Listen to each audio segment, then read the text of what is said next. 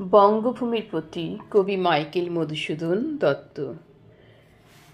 রেখো মা দাসের মনি এ মিনতি করি পদে, সাধিতে মনের স্বাদ ঘটে যদি পরমাদ, মধুহীন করো না গো তব মন কোকো নদী। প্রবাসে দৈবের বশে জীব তারা যদি খসে, এ দেহ আকাশ হতে নাহি ক্ষেত তাহি। জন্মিলে মরিতে হবে, অমর কে কোথা কবে, চিরস্থির কবে নীর হাইরে জীবন নদী। কিন্তু যদি রাখো মনি নাহি মা ডোরি সমনি, মক্ষিকাও গলে না গো পড়িলে অমৃত হ্রদে।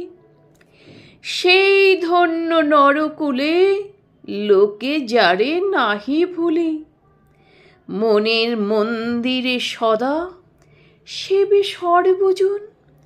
কিন্তু কোন গুণ আছে যাচি বুঝে তব কাছে, হেন অমরতা আমি কহ গো শ্যামা জন্মদি।